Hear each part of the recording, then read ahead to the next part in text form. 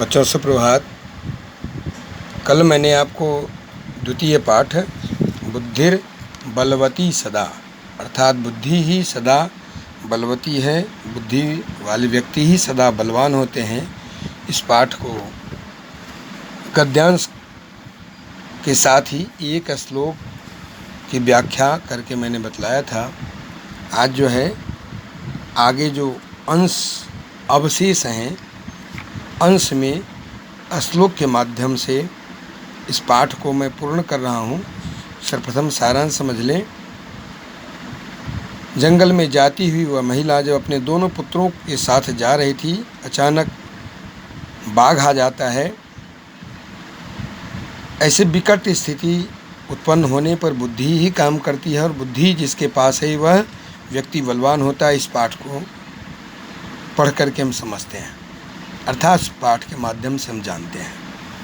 तो अपने दोनों पुत्रों को बचाते हुए इस प्रकार से वह बाघ को इंगित करके अपने दोनों पुत्रों को डांटती है कि क्यों इसको खाने के लिए तुम दोनों लड़ रहे हो, आज आधे आधे बांट कर खा लो, अकेले मत खाओ, पुनः जब मिलेगा तो दोनों अलग अलग खाना। यह सुन करके बाघ खड़ा हुआ। रास्ते में उसे जम्बुक मिला अर्थात सियार मिला। उसको भागते हुए देख करके सियार ने कहा, कहाँ भाग रहे हो भाई? उसने बताया, इस प्रकार से व्याघ्रमारी मार्ग में मुझे मिली, किसी प्रकार से मैं जान बचा कर भागा हूँ। सियार ने कहा, आप ठगे जा रहे हो, कोई इस प्रकार से व्याघ्रमारी नहीं है, वो भाग खड़ी हुई होगी स्वयं, आप चलो मेरे साथ। नहीं विश्वास हो तो मुझे बांध कर ले चलो अपने साथ, यदि हो तो आप मुझे मार डालना, नहीं हो तो पुनः रास्ता खुला हुआ आगे, आप ठगे जा रहे हो, इस पर विश्वास करो। ऐसा विश्वास करके वह बाघ जो है उस सियार को लेकर के आगे बढ़ता है और वहाँ जंगल में पहुँच जाता है। जंगल में पहुँचने के बाद क्या देखता है, आप इसे देखें, आप इस श्लोक को देखें।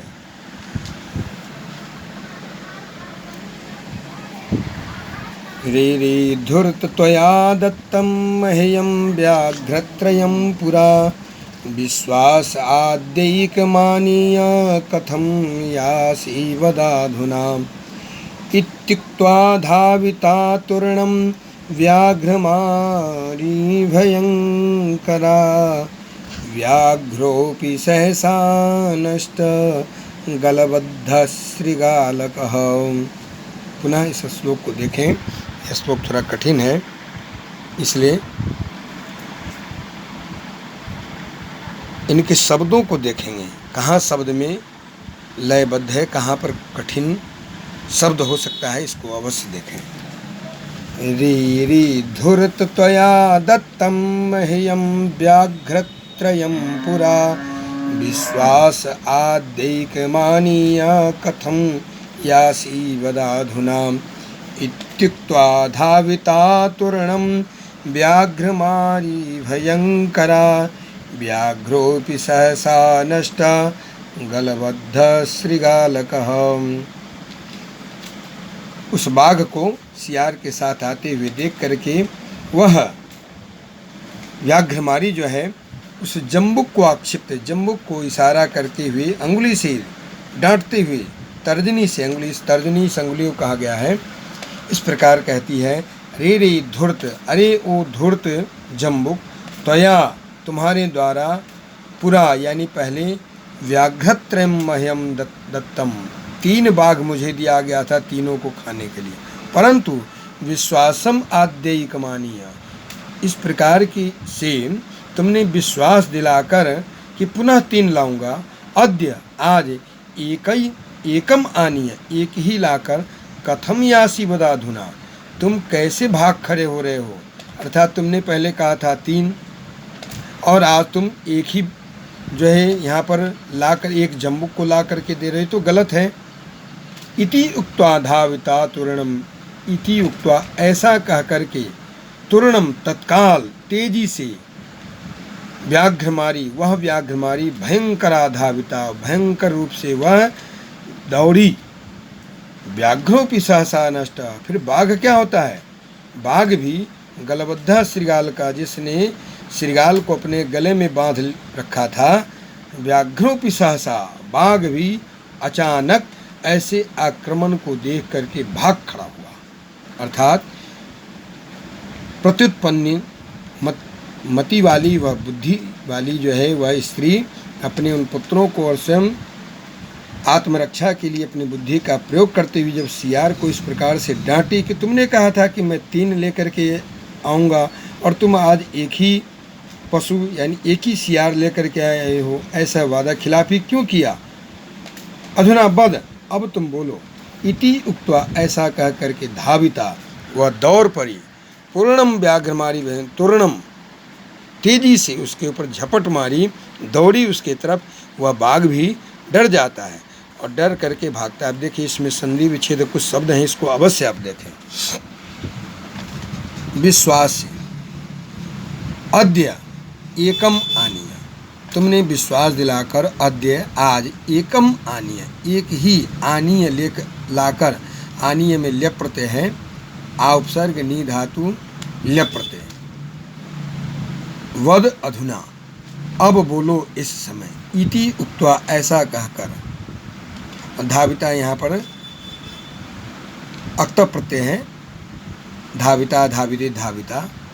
व्याघ्रः अपि, बाघ भी। इस प्रकार से इन शब्दों को जो संधि विच्छेद वाले शब्द हैं देखेंगे। त्वया है तृतीया विभक्ति।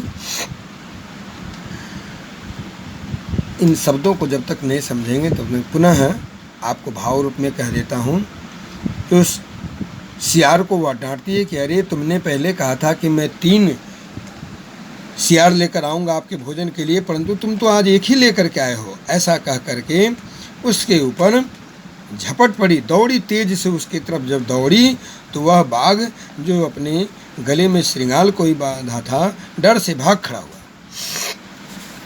एवं प्रकारेण बुद्धिमती व्याघ्रजात भयात पुनरपि मुक्तावत। श्लोक है देखें। एवं प्रकारेण बुद्धिमती व्याघ्रजात भयात पुनरपि मुक्तावत। इस प्रकार से श्लोक नहीं, छंद पूर्तिपूर्ण नहीं है। एवं प्रकारेण, इस प्रकार से, सा बुद्धिमती, वह बुद्धिमती, बुद्धि वाली, व्याघ्रजात भयात, व्याघ्र से उत्पन्न, व्याघ्रजात हो गया, व्याघ्रात जायता इति व्याघ्रजात, भयात, उसके भय से, पुनः अपि मुक्तावत, फिर से मुक्त हो गई, छुटकारा पा गई। अतएव उच्यते, इसलिए उच्यते कहा गया है, बुद्धि ही बलवती, बुद्धि ही बलवती है, तन्वी सर्व कार्येषु सर्वदा। अर्थात इस शरीर में स्थिर जो बुद्धि है वही सब कुछ है। सर्व कार्येषु सर्वदा, सभी जगह प्रत्युत्पन्न मति बुद्धि जो है वही काम करती है। इसलिए कहा हे तन्वी, तन्वी यहाँ नाम है, संबोधन शब्द है। हे तन्वी, सदैव सर्वदा, सदा सदा, सर्व कार्येषु, सभी कार्यों में, बुद्धिर्बलवती, जो बुद्धि से बलवन है, बलवती है, उसका ही कार्य सिद्ध होता है। अब यहाँ पर कुछ शब्द हैं देख लीजिए। व्याघ्रजात, यहाँ पर पंचमी तत्पुरुष है, व्याघ्रात जायते इति व्याघ्रजात। संधि विच्छेद यहाँ देखें, पुनः जोर अपि, स्वर विसर्ग संधि है, रुत्व इसको बोलेंगे, पुनः जोर अपि, पुनरपि, मुक्ता अभवत, मुक्त अभवत, मुक्ता अभवत।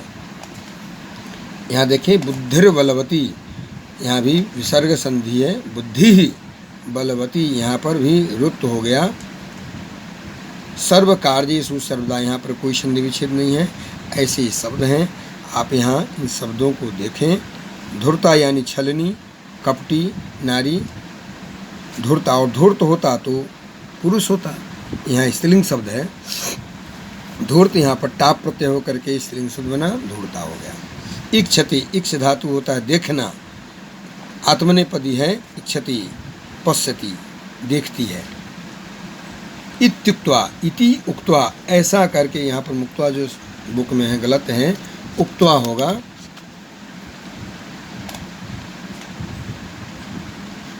और बोलने के लिए, बोलने के लिए, बोलकर, परंतु यहाँ आप यहाँ देखें, मुक्त्वा, त्यक्त्वा, छोड़कर।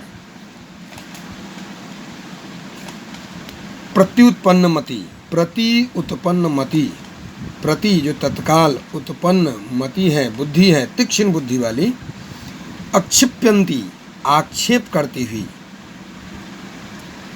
ऐसे शब्दों को देखेंगे। आप हिंदी में भी यहाँ पर अनुवाद देखेंगे और जो संधि विच्छेद हैं इन संधि विच्छेद को देखेंगे। संधि विच्छेद में जहाँ कठिनाई होगी इसको ज़रूर याद करेंगे। देउल नामक ग्राम था, इसलिए यहाँ पर देउलाख्यो कहा गया है। आख्य माने नामक, आख्य माने नामक, देउल जोर आख्य देउलाख्य हो गया। केपी अपी, के अपी, के नापी, यहाँ पर केन होगा, केन जोर अपी के नापी, ऐसे शब्दों को देखेंगे। यहाँ हसन है सत्रि प्रत्यय, एकसह माम, एक सौ माम, यहाँ उत्त हो गया। इसे जसह जोरदा यशोदा होता है, ऐसे यहाँ पर एकसह, यहाँ पर विसर्ग है ही, जथा है, यहाँ पर लोप, लोप हो गया। लोप विसर्ग में आप पढ़ेंगे, लोप यहाँ पर संधि है।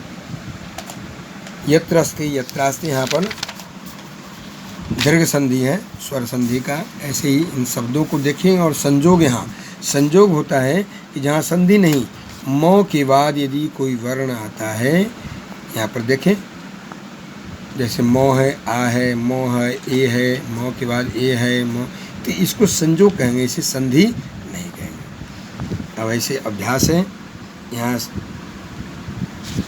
प्रश्न है, अब प्रश्नों के उत्तर हैं, इसे आप CW की कॉपी में नोट करेंगे। प्रश्न निर्माण जो है, देखिए यहाँ पर नाम है, यहाँ राजपुत्र है, तो नाम शब्द यहाँ पर नपुंसक लिंग है, इसलिए यहाँ हो गया किम। चपेटया, यहाँ हो गया कया। यहाँ कम, तो व्याघ्रम, व्याघ्रम के आधार पर बने गया। यहाँ कस्मात कुतः, तो मानुषात की जगह पर है। कसमई, तो महियम की जगह पर